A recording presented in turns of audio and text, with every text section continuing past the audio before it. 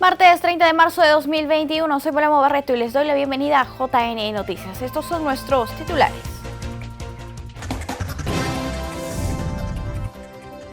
Con gran éxito se llevó a cabo primera jornada de debates presidenciales del JN.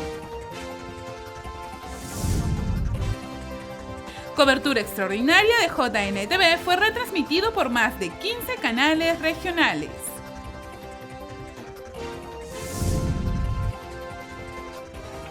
Vean esta edición el detrás de cámara del debate presidencial.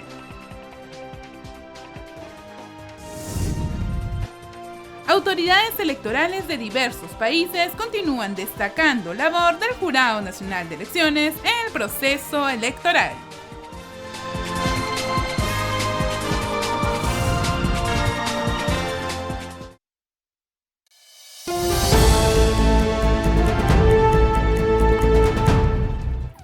Ante la cercanía de las elecciones generales, el RENIEC amplió la capacidad de atención a los ciudadanos a fin de que puedan recoger a tiempo sus documentos de identidad.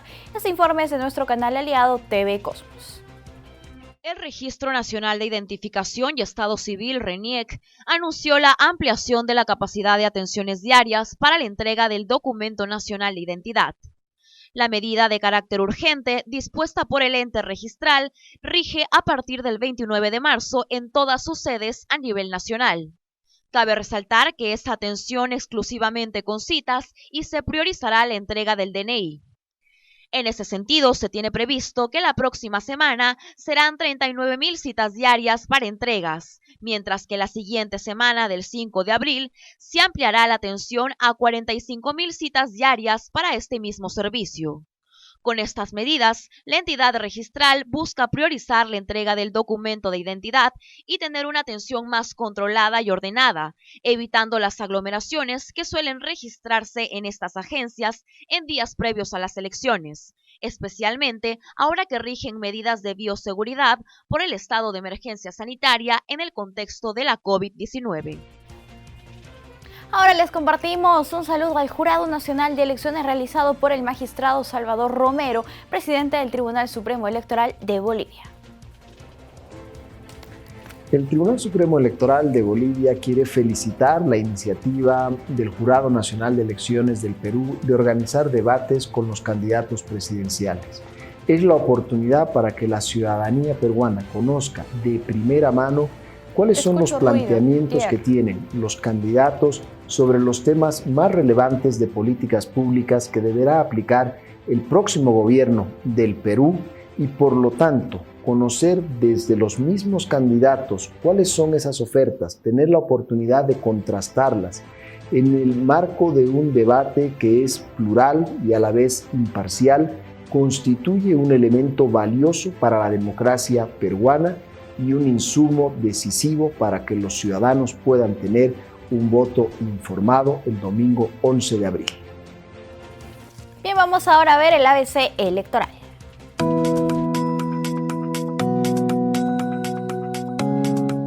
Bienvenidos al ABC electoral del Jurado Nacional de Elecciones. Hoy les hemos preparado un programa muy especial.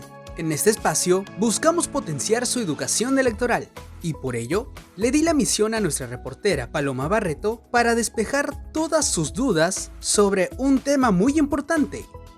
El voto preferencial es un sistema que se aplica en elecciones parlamentarias y tiene como propósito entregar al elector la posibilidad de reorganizar la lista presentada por los partidos según sus propias preferencias y funciona de la siguiente manera. El elector debe votar obligatoriamente por un partido, colocando un aspa o una cruz en la cédula de sufragio y al interior de él puede escoger hasta 2 candidatos de su preferencia, escribiendo los números en los recuadros. De este modo, el voto por la organización política se utiliza para calcular cuántos escaños en el Congreso obtendrá el partido, mientras que el voto preferencial ordena la lista parlamentaria para conocer quiénes dentro de ellos ocuparán dichos escaños ganados por el partido. Tras el proceso de reforma electoral se modificó el artículo 21 de la Ley Orgánica de Elecciones, eliminando el voto preferencial, aunque se agregó una disposición transitoria para que la aplicación de este mecanismo siga vigente para las elecciones generales 2021. Muy interesante, Paloma. Gracias. Ahora es momento de conocer al guardián de la historia electoral del país. Quiero dar la bienvenida al profesor Miguel Arturo Seminario, director del Museo Electoral y de la Democracia del Jurado Nacional de Elecciones. ¿Qué tal, juradito? Muchas gracias por la invitación. A usted, maestro. Profesor, ¿podría indicarnos qué es el Museo Electoral y de la Democracia? Ahora te explico, juradito. El Museo Electoral y de la Democracia es el espacio que conserva la memoria de la democracia en el Perú desde sus inicios a comienzos del siglo XIX hasta lo que va del siglo XXI. ¿Qué servicios ofrece el museo? Los servicios que ofrecemos son las visitas guiadas en las salas de exposiciones permanentes y en la sala temporal, así como visitas itinerantes. También un guiado virtual a través de las salas temáticas que pueden consultarse desde cualquier lugar del mundo. Profesor, ¿qué es lo más valioso que guarda el museo? Lo más valioso es todo ese conjunto que incorpora el fondo museográfico. Es la fototeca de la democracia desde 1870 en originales hasta el comienzo, una colección numismática y las bandas presidenciales que permitirán a los visitantes hacer un viaje imaginario por la memoria de la democracia en el Perú. Muchas gracias, profesor. Tengo que visitarlo en el museo. Hasta pronto. Gracias, juradito, y te esperamos en el museo. Ahora Lizzy Guzmán nos tiene información importante sobre las encuestadoras. Así es, juradito. Es preciso señalar que en el Perú existe un marco normativo que regula la realización y difusión de encuestas, así como también el funcionamiento de las encuestadoras. Te comento también que según el artículo 18 de la Ley 27.369, establece que toda persona o institución que desee difundir una encuesta electoral debe antes inscribirla en el Jurado Nacional de Elecciones. Importante, Lizzy, lo que me dices. Actualmente, ¿cuántas encuestadoras están habilitadas en el país? Acércate, juradito. El registro electoral de encuestadoras, publicado en la página web del Jurado Nacional de Elecciones, nos informa que en la actualidad tenemos 86 encuestadoras vigentes y lo podemos ver aquí. Así también podemos encontrar quienes están en trámites, sanción, canceladas o en denegación. ¿Y quién fiscaliza la información que dan las encuestadoras? Desde el 5 de septiembre del 2020, el Jurado Nacional de Elecciones es el encargado de fiscalizar la información que emiten las encuestadoras. Eso sería todo, juradito. Se nos acabó el tiempo. Gracias por acompañarnos en el ABC Electoral del Jurado Nacional de Elecciones. Nos vemos en el próximo capítulo. Permiso.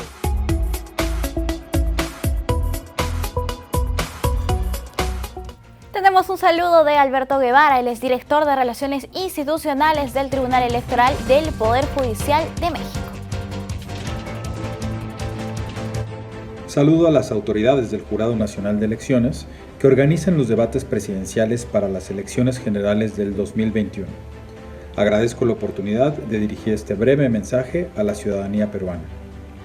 Las democracias contemporáneas requieren que participemos de manera libre e informada, que juntos construyamos procesos limpios y transparentes. La participación de todas y todos es fundamental para ello. Quienes trabajamos por el mismo objetivo en otros países, reconocemos hoy a quienes son parte de ese esfuerzo en el Perú. Muchas gracias y muchas felicidades. Y en Trujillo, las jornadas de capacitación a los miembros de mesa se llevaron a cabo con éxito por parte de la Oficina Descentralizada de Procesos Electorales. Veamos el informe de TV Cosmos. La Oficina Descentralizada de Procesos Electorales ejecutó con éxito el sábado 27 la jornada de capacitación para miembros de mesa como parte de la primera jornada nacional de capacitación presencial con miras a las próximas elecciones generales del 11 de abril. Hoy día estamos realizando la jornada de capacitación a nuestros miembros de mesa, respetando las medidas dispuestas por el gobierno, que es el día de mañana va a ser totalmente cuarentena. Entonces, siempre hacíamos nuestras jornadas de capacitación 2 domingos antes, pero lo hemos trasladado para el sábado 27 en todo lo que es la provincia de Trujillo, ¿no? Entonces, acá se está llevando a cabo en la Universidad UPAO una capacitación. Ya se ha capacitado en 4 aulas, alrededor de 46 miembros de mesa. Estamos ahorita con 2 aulas en plena capacitación y mientras van llegando nuestros miembros de mesa los estamos capacitando en todo lo que es la instalación de las mesas, lo que es el momento del sufragio y todo lo que es el escrutinio, llenado de actas y llenado de esto. También lo estamos orientando de que ya nuestros miembros de mesa deben llenar la declaración jurada donde van a poner los datos que se les pide en la declaración para realizar el pago de su compensación económica. Esto se desarrolló en todo el Perú este último fin de semana. En las provincias con nivel de riesgo extremo como Trujillo y Pacasmayo, en el caso de La Libertad, se tuvo que adelantar para el día sábado por la inmovilización total obligatoria, pero en la Sierra Liberteña se realizó el día domingo con normalidad. Es importante, nosotros invocamos a nuestros miembros de mesa que por favor se capaciten. También tenemos la capacitación en forma virtual. Hoy día es la presencial, que es la jornada, ¿no?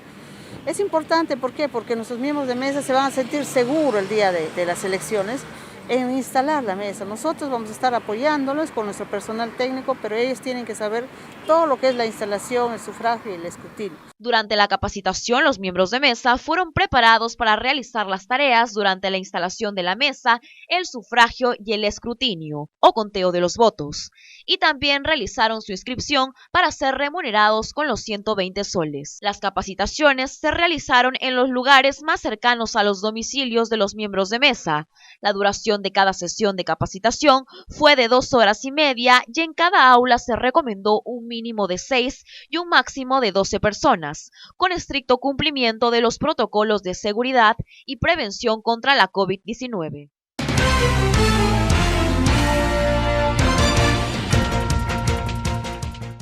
Amigos, hoy se celebra el aniversario de la aprobación del voto militar policial en nuestro país. Tenemos una entrevista con el doctor Julio Silva, él es experto en temas electorales. ¿Cómo estás, Julio? Bienvenido a JN Noticias, muy buenos días. Estimada Paloma, ante todo muy buenos días, gracias por la entrevista. En efecto, un día como hoy, en el año 2005, 30 de marzo del 2005, se publica la ley 28480, mediante la cual se reforma a su vez el artículo 34 de la Constitución Política del Perú, reconociendo a los miembros de las Fuerzas Armadas y Policía Nacional del Perú el derecho al voto y la participación ciudadana. A partir de ahí entonces tenemos por primera vez en la historia republicana del Perú, luego de un proceso de profesionalización de los miembros de las Fuerzas Armadas y Policía Nacional, reconocida la posibilidad de que puedan participar en como electores en las elecciones. En este caso, la primera participación se da en las elecciones generales del 9 de abril del 2006, gracias a esta reforma constitucional que les reconoció este derecho al sufragio activo. Claro, Julio, ¿qué es lo que pasaba antes en el país? ¿Bajo qué criterios no ejercían su derecho al voto este personal tan importante del país? Bueno, en realidad el voto o el reconocimiento del derecho al voto de los miembros de las Fuerzas Armadas y Policía Nacional ha sido un tema que siempre ha estado en debate, pero es en el marco de la transición democrática del año 2001 que este tema se destaca dentro de toda la serie de temas pues, que fueron materia de reformas y modificaciones en esa transición, vuelvo a reiterar, democrática. Es ahí donde se advierte la necesidad de reconfigurar, por así decirlo, este tipo de vinculación existente entre el poder político y las Fuerzas Armadas y la Policía Nacional, en base sobre todo a la experiencia de la década de los 90. Por lo tanto, en el gobierno provisional presidido por el señor Valentín Paniagua Corazao, como también en el gobierno del presidente Alejandro Toledo Manrique, se adopta justamente la necesidad de impulsar el reconocimiento del derecho al voto de los militares y de los policías como una de las reformas constitucionales pendientes y en esa medida también contribuir a la institucionalidad democrática del país. Y es que si bien las Fuerzas Armadas, las fuerzas policiales cumplen una función importante también para el desenvolvimiento de nuestro país. No por ello pierden la ciudadanía y no por ello debería menoscabárseles su derecho de participación política. Es a partir entonces de esa realidad, es a partir sobre todo, vuelvo a reiterarlo, de esta transición democrática que nuevamente se trae a colación este tema que termina justamente en el 2005 con la emisión de esta ley de reforma constitucional. Claro, a partir de esta publicación de la norma, ¿en qué procesos electorales han participado ya los militares y los policías? A ver, la ley se publica el 30 de marzo de 2005, es decir, a partir de ese momento ya tenemos reconocido, tienen reconocida las fuerzas, los miembros de las Fuerzas Armadas y Policía el derecho al voto. Sin embargo, recién se hace efectivo por primera vez en las elecciones generales del 9 de abril del 2006, un año después prácticamente. Incluso hay un detalle, en ese entonces el congresista Natalia Imprimo, cuando está en debate justamente la reforma constitucional del artículo 34, plantea que recién se aplique esta posibilidad de los militares y policías de poder votar, recién se aplique a partir de las elecciones regionales y municipales que se realizaron en el 2006, que se llevaron a cabo en concreto el 19 de noviembre del 2006. Sin embargo, este planteamiento, esta propuesta no es acogida y por lo tanto es que tenemos, vuelvo a reiterarlo, como primer momento, primer proceso electoral en el cual intervienen, participan los miembros de Fuerzas Armadas y Policía el 9 de abril del 2006. A partir de ahí en adelante estamos hablando básicamente pues de todos los procesos electorales que han seguido, empezando por el que mencionaba, las elecciones regionales y municipales del 2006, tenemos luego las elecciones generales primera y segunda vuelta del 2011, 2016 y por su parte las elecciones regionales y municipales del 2010, 2014, las del 2018 que incluyeron en la segunda vuelta el referéndum y finalmente las elecciones congresales extraordinarias del 2020. Julio, si damos una mirada a los otros países, sobre todo en Latinoamérica, ¿existen países que todavía no le otorgan el voto a los militares y policías? A ver, históricamente ha sido común el veto a los militares y policías respecto del ejercicio del derecho al voto. Actualmente, en realidad, la situación ha cambiado. Actualmente tenemos solo 4 países, por ejemplo, Colombia, Guatemala, Honduras y Paraguay, que todavía mantienen esta prohibición. De tal manera que, en realidad, en el contexto latinoamericano podríamos hablar, o la pregunta sería, ¿qué países todavía no han suprimido esta prohibición o este veto a los militares y policías?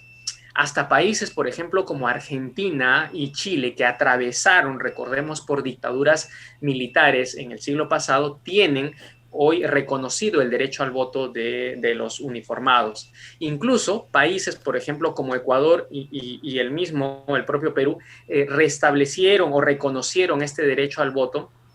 Ecuador, por ejemplo, lo hizo en el año 2017, nuestro país lo hizo en el año 2005, siendo efectivo desde el 2006.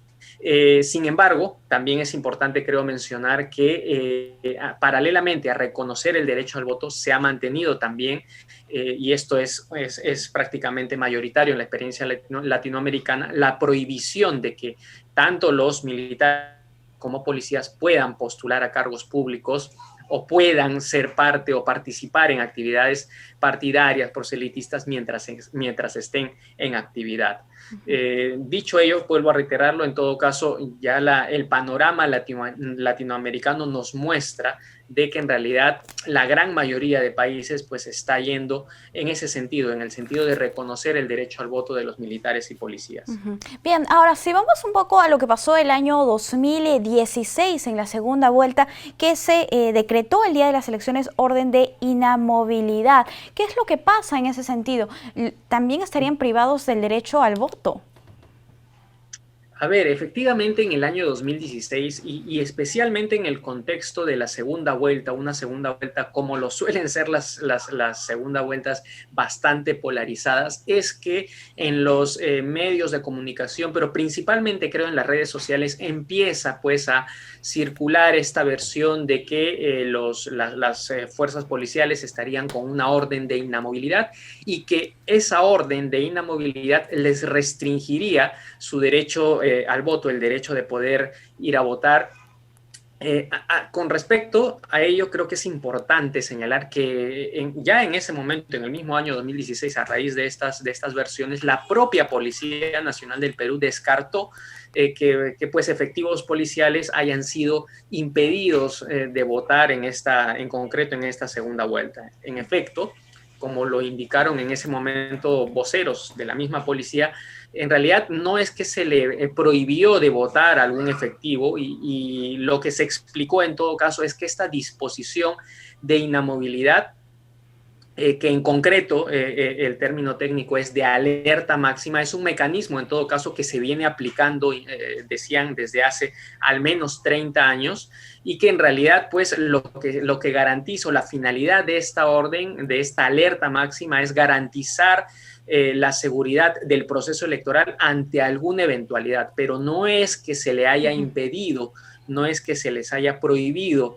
de ejercer el derecho al voto a estos efectivos policiales. Incluso en ese momento se explicó de que se adoptaron una serie de turnos, medidas para que puedan, pues, todos los efectivos que están prestando servicios en ese momento puedan cumplir con su derecho de votar. En este caso, incluso, y esto no solo para las fuerzas policiales y militares, sino que también se les dio facilidad en caso, por ejemplo, se encontrasen destacados en otras ciudades de que se les tramite la dispensa respectiva. Claro. Esto quiere decir, en otras palabras, que los policías, pese a estas órdenes de inamovilidad, que en realidad se denominan alerta máximas, pueden votar con normalidad. En todo caso, también es cierto, las fuerzas policiales y castrenses deben dar las facilidades necesarias al personal para establecer relevos, por ejemplo, momentos en los cuales se puedan cubrir la asistencia de un personal con otro para que de esta manera puedan ejercer su derecho al sufragio. Claro, Julio, la idea es que todos cumplan con su deber y su derecho de sufragio en nuestro país y como tú lo mencionaste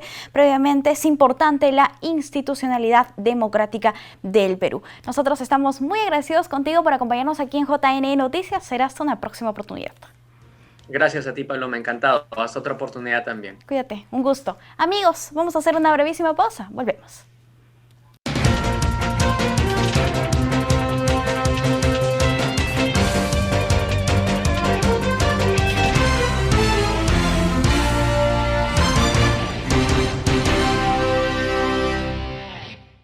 Amigos, muchas gracias por continuar con nosotros. Les presentamos un spot del Jurado Nacional de Elecciones sobre la campaña Tu voto tiene poder. La pandemia nos ha confinado y paralizado el país.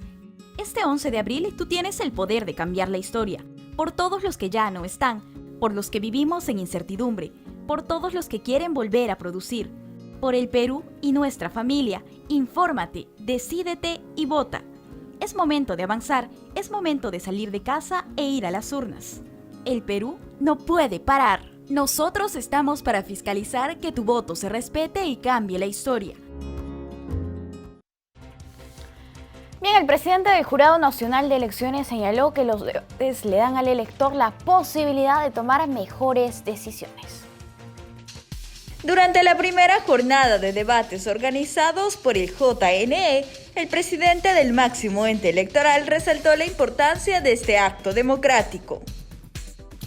Básicamente las ideas centrales sobre las materias propuestas han sido exhibidas, expuestas y debatidas.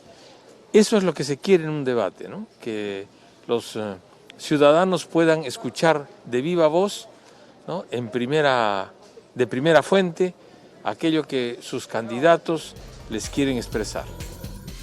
Asimismo, se refirió a la manera en que se desarrolló este primer día con la participación de 6 candidatos. Lo dicho por los candidatos ha sido aceptable en términos de respeto, ¿no?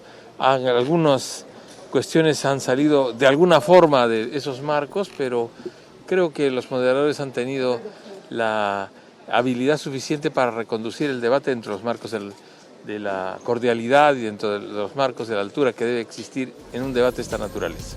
Recordemos que las organizaciones políticas suscribieron el Pacto Ético Electoral del JNE, el cual establece ciertos lineamientos de comportamiento de los candidatos en el marco de la campaña. Y con gran éxito se desarrolló la primera fecha de los debates presidenciales 2021 organizados por el Jurado Nacional de Elecciones. Veamos los detalles. Esta primera fecha se desarrolló con la participación de los 6 primeros candidatos, quienes expusieron sus propuestas sobre medidas frente a la pandemia, educación, seguridad ciudadana, integridad pública y lucha contra la corrupción. Yo te ofrezco un plan de gobierno, un gran equipo técnico y también mi experiencia de vida. He pasado momentos muy difíciles, sobreviví y me levanté con más fuerza. Eso quiero transmitirte. Si yo soy electo presidente, quisiera ser recordado en el futuro como el presidente que encabezó una gran campaña para recuperar valores. Esto es fundamental. Quiero ser el primer presidente ecologista del Perú para limpiar el país de contaminación y de corrupción. Es hora de cambiar. No perdamos la esperanza, sí se puede, peruanos y peruanas de todo el país. Agradecer a todos los ciudadanos que nos han acompañado a lo largo de este debate, hacer llegar también mi abrazo solidario a todas las familias, en particular aquellas que tienen en estos momentos a un familiar con COVID. Quiero decirles que en nuestro gobierno no los vamos a dejar en el abandono. Como plantean muchos candidatos aquí, quedarse de brazos cruzados o seguir con el piloto automático.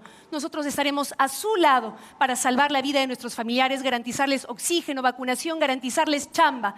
Juntas y juntos lo vamos a lograr. Vamos con fe y con esperanza a votar este 11 de abril con esperanza. Es el tiempo de la gente, de un gobierno que trabaje para la gente.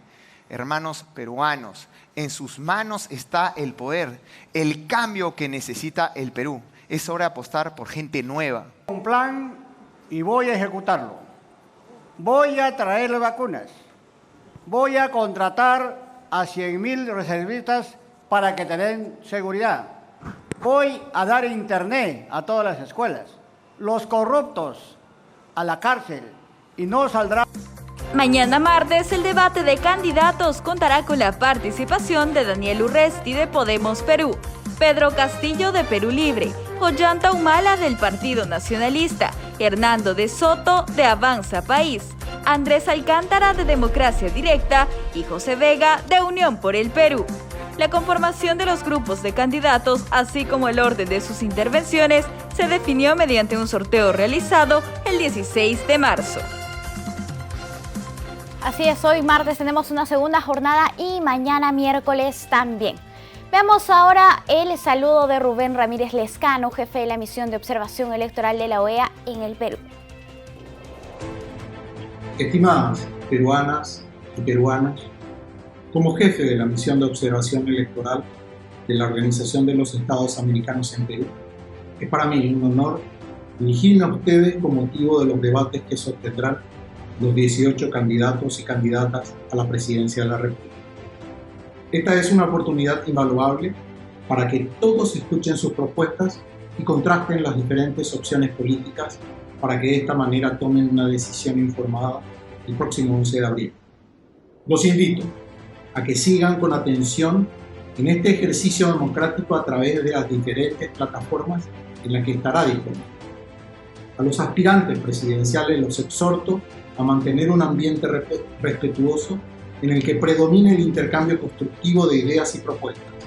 Finalmente, reconozco la iniciativa del Jurado Nacional de Elecciones de crear estos espacios que abonan en la construcción de un Perú más democrático, inclusivo y plural. La misión que tengo el honor de encabezar da seguimiento a todas las etapas del proceso electoral y llegará a territorio nacional en los primeros días de abril para observar los comicios. Muchas gracias. El canal JN TV captó imágenes de todos los momentos del debate presidencial organizado por esta institución. Veamos el detrás de cámaras de este importante evento. Gracias, Paloma, por el pase. Nos encontramos en el Centro de Convenciones de Lima de San Borja, hoy en el debate presidencial organizado por el Jurado Nacional de Elecciones, en esta cobertura especial junto con la señal de TV Perú, que va a transmitir más adelante ya en una hora el debate presidencial. Estamos aquí en los interiores del Centro de Convenciones de Lima en San Borja, informando en vivo para JNTV. Vamos a ingresar un poco porque ya 3 candidatos han ingresado a este ambiente. El canal JNTV realizó una cobertura extraordinaria del debate presidencial organizado por el ente electoral. Las cámaras pudieron captar todo lo ocurrido en el evento, en las pausas comerciales y en la preparación de los aspirantes a la presidencia. Este debate que está organizado cuenta con la presencia, además del presidente del Jurado Nacional de Elecciones, Jorge Luis Salas Arenas, a quien lo tenemos en el estrado, junto con también un miembro del Pleno, Jovian San Ginés, quien nos acompaña en esta ocasión. Como puede ver, en el fondo se encuentran los candidatos. Está el candidato César Acuña, conversando, quizá recibiendo algunas recomendaciones para la siguiente ronda de este debate, ¿sí? También vemos al lado del candidato Acuña está el candidato Marco Arana, quien está aprovechando este corte para retocarse un poco, ¿no? De pronto los nervios hicieron que transpire un poco más y entonces están retocando al candidato para su siguiente intervención.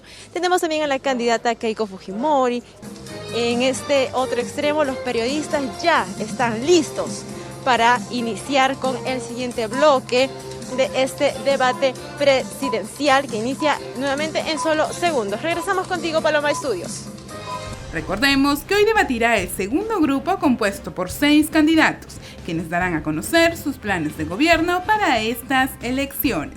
El equipo del canal JNTV seguirá transmitiendo todos los detalles del debate en todo momento. A continuación les compartimos un saludo de Alejandro Tullo, director del Instituto de Ciencias Jurídicas de la Universidad Nacional de San Martín de Argentina.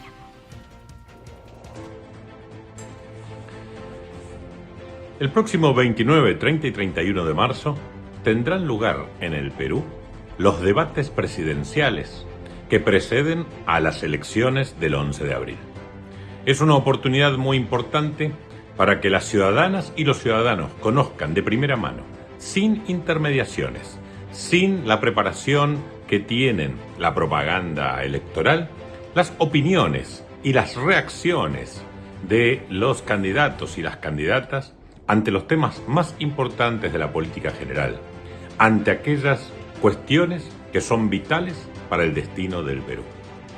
Saludo al Jurado Nacional de Elecciones en esta nueva oportunidad de organizar el proceso electoral junto con el conjunto del sistema, el RENIEC y por supuesto la Oficina Nacional de Procesos Electorales, y deseo que los ciudadanos y las ciudadanas aprovechen la oportunidad que brinda una instancia tan importante como son los debates sobre quién va a dirigir los destinos del Perú.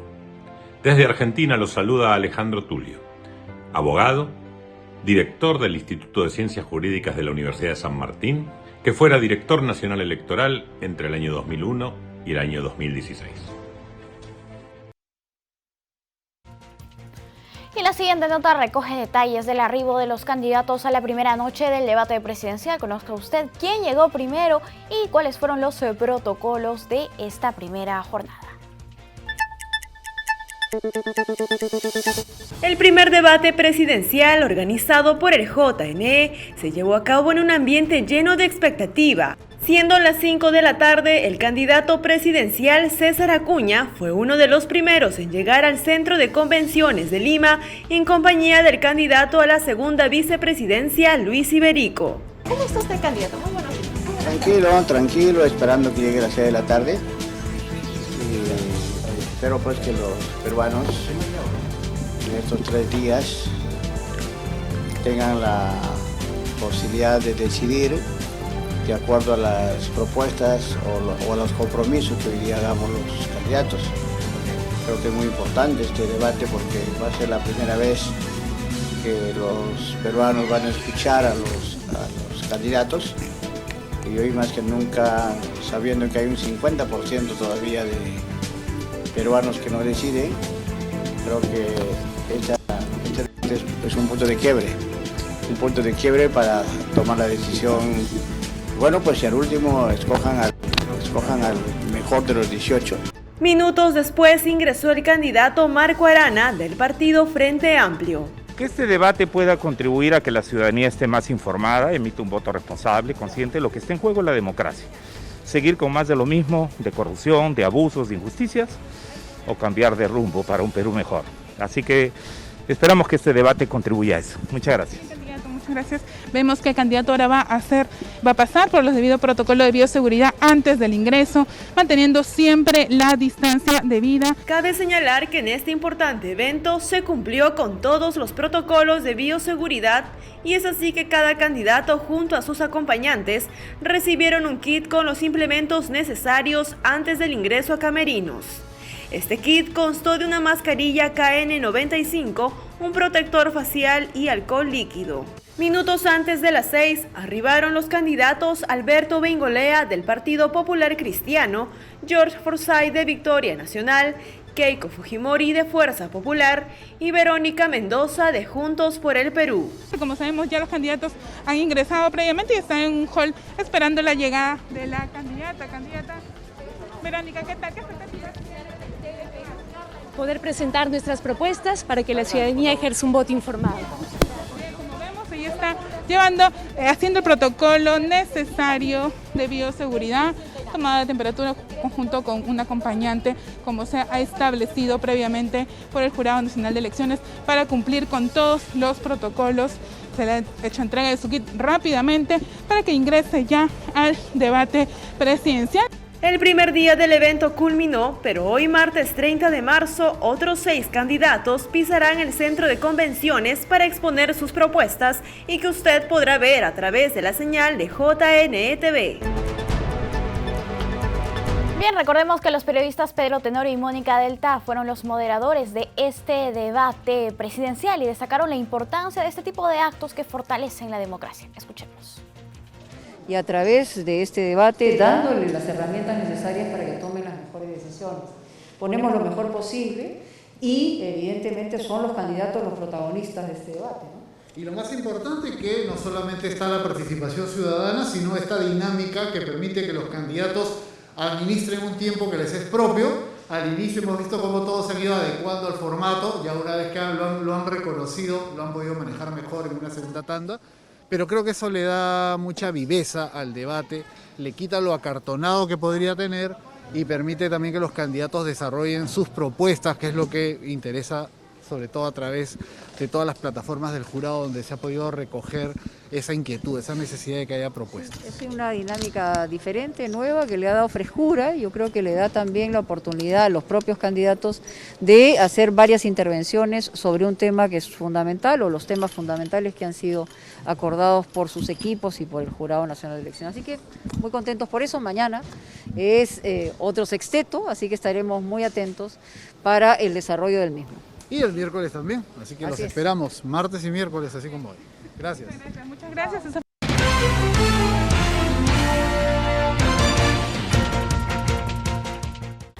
Amigos, vamos a hablar sobre la cuarentena de Semana Santa y su impacto en la actividad comercial. Nos encontramos con el presidente de Perú Cámaras, el señor Carlos Durán. ¿Cómo está? Bienvenido a JNE Noticias. Muy buenos días. Muy buenos días, señorita Paloma. ¿Cómo está usted? Un saludo especial a usted y a su audiencia. Muy bien, muchas gracias. Gracias por acompañarnos aquí en JNE Noticias. Vamos a hablar sobre el impacto que tiene en el comercio y los servicios. Ya sabemos que la economía de nuestro país está duramente golpeada y este tipo de medidas pues generan cierto impacto ya en la economía que se tiene actualmente. ¿Podría comentarnos más o menos cuál sería la pérdida que generaría esta cuarentena? Claro, cómo no. Mire, en primer lugar, la cuarentena es una consecuencia de la pandemia, esta llamada segunda ola que todavía viene azotando, bueno, al mundo y en particular a nuestro país. Los indicadores epidemiológicos aún están en niveles de alerta máxima. La capacidad de la infraestructura sanitaria está en algunos casos sobrepasada. Entonces, en ese contexto, el gobierno ha venido tomando ciertas medidas, ¿no? De cuarentenas focalizadas, tratando de equilibrar el control de la pandemia y la economía. El sector servicios, el sector turismo, es uno de los sectores que no se viene recuperando desde el inicio de la pandemia del año pasado. Es un sector que ha venido siendo golpeado continuamente. Y claro, las expectativas que tenían, por ejemplo, de reactivarse o por lo menos recuperar parte de los ingresos perdidos en etapas estacionales como es la Semana Santa, en este caso se han visto nuevamente frustradas en buena parte, en buena medida, por la cuarentena estricta que ha definido el gobierno, ha dispuesto el gobierno durante los días de Semana Santa. Inamovilización absoluta, no viajes interprovinciales, ni por vía terrestre ni por vía aérea. En pocas palabras, todos los peruanos tienen que estar en sus casas, ¿no? en inamovilización. Esto podría tener, digamos, un menor impacto en el sector si es que hubiera sido anticipado, pero las cosas se venían dando con una señal de que la Semana Santa iba a ser una semana de movimiento interno, de turismo, ya que se habían flexibilizado algunas medidas de viajes, por ejemplo, ya no se requerían las pruebas antígenas para poder viajar dentro del país. Se habían rebajado también las restricciones en las zonas de extremas, como el caso de Lima y otras regiones, con aforos reducidos para atender a las personas. Entonces los empresarios, sobre todo en las regiones, que creo que es importante, y regiones tan importantes en Semana Santa como Piura, Cajamarca, Cusco, Arequipa, Ayacucho, se habían venido preparando, habían hecho inversiones, habían contratado personal, comprado suministros, y por el lado de los peruanos, los ciudadanos habían comprado paquetes, habían hecho reservas de hoteles, reservas de paquetes turísticos, visita a lugares de patrimonio cultural, ¿no? Y habían ya invertido, habían prepagado. Y bueno, esta cuarentena estricta de Semana Santa pues ha frustrado, por un lado, a los empresarios que ya habían hecho su inversión y por otro lado, seguramente a una buena cantidad de peruanos que tenían expectativas de viajar y hacer inclusive viajes cortos para disfrutar y romper un poco esta situación que también genera una crisis emocional de estar encerrados. Entonces acá lo que nos preocupa en primer lugar es la poca predictibilidad que se ha generado, porque si esto se anticipaba con tiempo y se sabía que no se iba a permitir, pues se hubiera dicho, y creo que muchos empresarios, y sobre todo muchos peruanos, no hubieran hecho planes, en un caso de inversión y en el otro caso de comprometer gasto de su presupuesto familiar para viajar a algún lugar del país. Claro, ¿no? y es importante lo que usted menciona, porque una cosa es que se dicten estas medidas, que todos entendemos que se trata por nuestra salud, porque si no tenemos salud, no tenemos vida, no hay absolutamente nada. Entonces sí se entiende que se den estas medidas, que tengamos que quedarnos en nuestra casa, pero que se den con antelación, con anticipación, para que finalmente, como usted diga, no se vean afectados los empresarios y pierdan estas inversiones. Ahora, si hablamos de el tipo de empresa que se ve afectado en su mayoría, estamos hablando de los microempresarios, pequeños empresarios o grandes empresas. ¿Quiénes son los que tienen mayores pérdidas? Mire, en términos porcentuales, en las regiones, que es donde se lleva a cabo la mayor parte del movimiento turístico, en las regiones norte, centro, sur, Amazonía, el 97% son pequeños y microempresarios. O sea, ahí no hablamos de empresarios grandes, ¿no? Existirán algunas cadenas de hoteles que forman parte de grupos grandes, pero eso no representa un gran porcentaje de la oferta turística. Pero por otro lado, además de los hoteles, el turismo es una cadena de valor, es un articulador. Están los servicios de transporte, están los servicios turísticos, los guías, que son personas naturales, los artesanos, que son personas que ni siquiera tienen RUC, o sea, son personas que en sus pueblitos desarrollan una actividad artesanal y aprovechan el turismo interno para colocar sus productos y de eso agenciarse ingresos. Está el agricultor de Panllevar, la pequeña agricultura regional, que es la que produce nuestros productos que van a los mercados y de los mercados van a ser adquiridos por los hoteles, por los restaurantes y también obviamente por los ciudadanos. Entonces ellos también van a verse afectados. Entonces es una cadena completa. Se estima además, por ejemplo, que en la región Piura, donde ya había una gran cantidad de reservas para disfrutar en Máncora, casi un 40% de las reservas eran Máncora, órganos, ¿no? En Talara, la provincia de Talara, el mismo Piura, el impacto está alrededor de unos 40, 50 millones de soles por esta cuarentena. En el caso de Arequipa también se esperaba recibir una gran cantidad de turistas, el impacto se cuenta entre 20 y 30 millones de soles. Ayacucho, un lugar emblemático de visita, digamos, por cuestiones de lo que representa como religión, también se prevé un impacto de cerca de 20 millones de soles en pérdidas. Entonces, si vamos sumando, en realidad se esperaba que se movilicen esta Semana Santa entre 1 millón a 1.200.000 personas en turismo interno y en viajes cortos, y cada uno de ellos dejar en promedio aproximadamente 500 soles a 400 soles de ticket de consumo. Entonces, ese es más o menos el impacto económico que se está poniendo obviamente en riesgo. Y lo que estamos viendo también es que las personas han decidido cancelar sus viajes, porque obviamente, o sea, viajar para quedarse encerrado en un hotel, en una habitación y no poder salir a hacer turismo, turistear como uno dice, pues no es propio.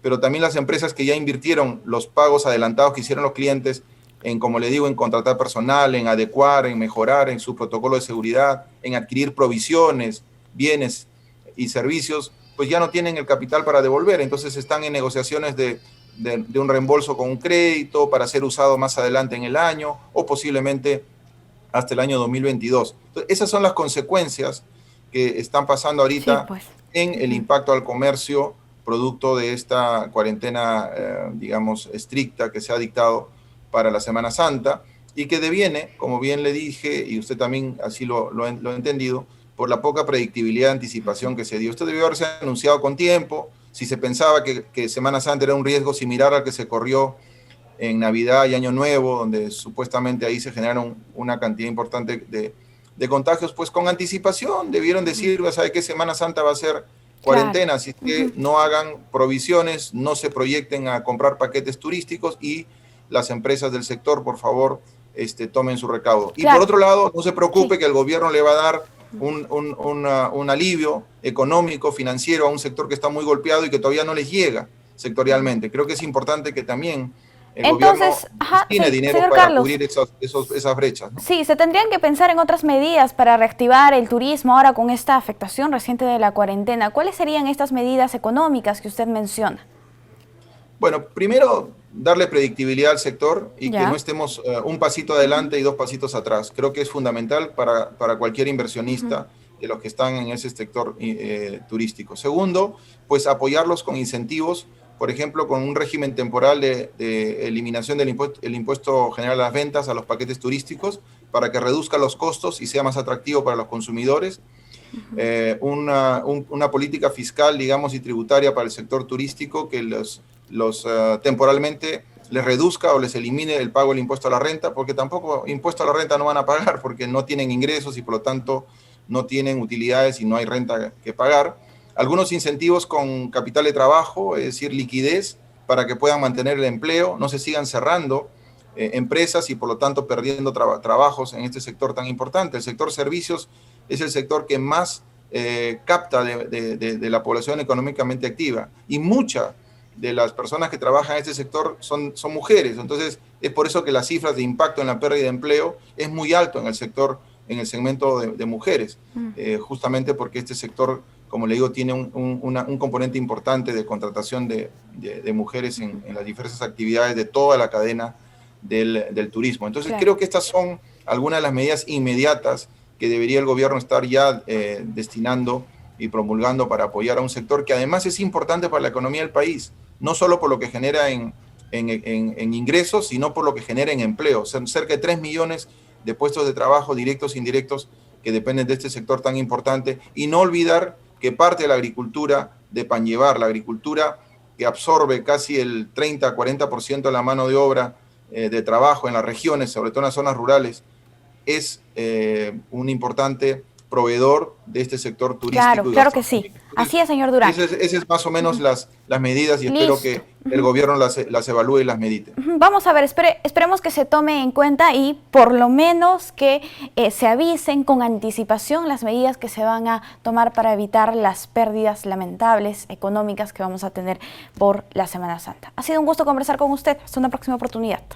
Muchas gracias, Paloma, y por favor a seguir cuidándonos, seguimos en pandemia. Así es. Mascarilla, distanciamiento social y mucha higiene en las manos. Muchas gracias. Gracias. Amigos, vamos a hacer una brevísima pausa. Volvemos.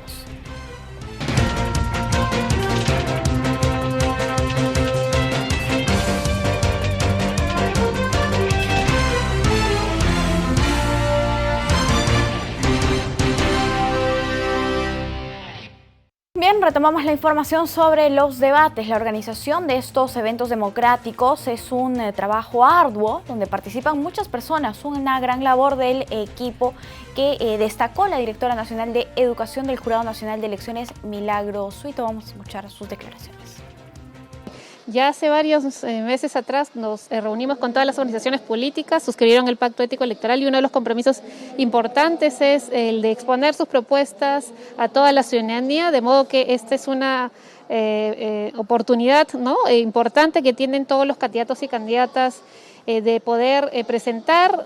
Más o menos cada fecha tiene una duración de 2 horas y además con una cobertura nacional y de multiplataforma. Tenemos además muchos canales, tanto los medios privados a través de la Sociedad Nacional de Radio y Televisión, quienes se han comprometido a transmitir este debate presidencial en vivo y además sin duda a través de la señal oficial de TV Perú y del canal JNB-TV. Este debate presidencial nos ha tomado varios meses de preparación, planificación, reuniones con los partidos políticos, reuniones con los medios de comunicación, reuniones de coordinación con todo el equipo de producción. Como pueden ver aquí hay un equipo importante. Es cierto, estamos en un momento complicado, difícil de pandemia, no hay invitados, estamos aquí presentes el equipo de organización, de producción y también fotógrafos de algunos medios de comunicación. Básicamente, no hay invitados para poder también cumplir con el protocolo sanitario que se aprobó ya hace unos días. De modo que sí, hemos estado muchas semanas, meses preparando este debate presidencial para que toda la ciudadanía pueda escuchar las principales propuestas de los candidatos. Bien, ese es el trabajo que realiza la Dirección Nacional de Educación de nuestra institución. Vamos a cambiar rotundamente el ángulo de la información para comentarles que se confirmó la muerte de Jorge Quispe Palomino, camarada Raúl, uno de los más conocidos cabecillas terroristas del Comité Central de Sendero Luminoso BRAN. Además, él era parte del clan de los hermanos Quispe Palomino. Así lo informó el Comando Conjunto de las Fuerzas Armadas. Esto tras un operativo realizado el pasado 29 de octubre del 2020, donde el camarada Raúl quedó herido y posteriormente falleció el 27 de enero de este año por complicaciones de las heridas del operativo y una enfermedad que ya venía padeciendo. Esta información fue dada hoy a través de un comunicado de prensa confirmando su fallecimiento. Importante información, terrorismo nunca más. El Ministerio de Desarrollo e Inclusión Social nos tiene su microinformativo nacional. Veamos. En este instante presentamos el informativo Midis. ¿Cómo están? Hoy es martes 30 de marzo del 2021. Estas son las principales noticias. Se ha iniciado el pago del bono 600 para el grupo 4 de hogares beneficiarios, aquellos cuyos integrantes no tienen cuentas en bancos o entidades financieras y tampoco cuentan con un número de celular identificado. El bono se les entregará en las agencias del Banco de la Nación según el cronograma publicado en la página bono600.gov.pe, en el que se ha tomado en cuenta el último dígito del DNI. Escuchemos a la ministra Silvana Vargas. Y a fin de seguir evitando las aglomeraciones y evidentemente la propagación del virus, lo que hemos elaborado es un cronograma de pago que, de acuerdo al último dígito del DNI de la persona que va a realizar el cobro, va a permitir ordenar este proceso y una vez más invocamos a la población a acercarse al banco, por favor, siguiendo este cronograma justamente para desalentar las aglomeraciones. Adicionalmente, previendo que este cuarto grupo estaría eventualmente accediendo al Banco de la Nación, hemos previsto implementar 3 puntos de pago adicionales ubicados en los distritos de San Martín de Porres, Pueblo Libre y San Juan del Lurigancho. También señaló que con relación a las provincias declaradas en nivel de riesgo extremo el día 12 de febrero, el proceso de pago ha iniciado con el Grupo 1 el día 25 de marzo. La ministra Vargas informó que 2.4 millones de hogares ya han recibido el bono 600, lo que representa el 62.5% del total de hogares beneficiarios. A la fecha, a poco más de 6 semanas de haber iniciado el proceso de implementación del bono 600, ya 2.4 millones de hogares han podido recibir este apoyo económico, lo que representa el 62.5% de hogares que se identificaron. y equivale a poco más de 1.400 millones de soles. Finalmente, la ministra Silvana Vargas informó que 5.600 beneficiarios de la Red Amachay han sido vacunados contra la COVID-19. Que también hemos podido, a través de la Red Amachay, iniciar el proceso de vacunación a más de 5.600 beneficiarios de la red que han sido vacunados en un total de 35 distritos de las distintas regiones del país. Muchas gracias por acompañarnos en esta edición. Nos reencontramos mañana a la misma hora. Hasta aquí el informativo Midis, una producción de la Oficina General de Comunicación Estratégica del Ministerio de Desarrollo e Inclusión Social.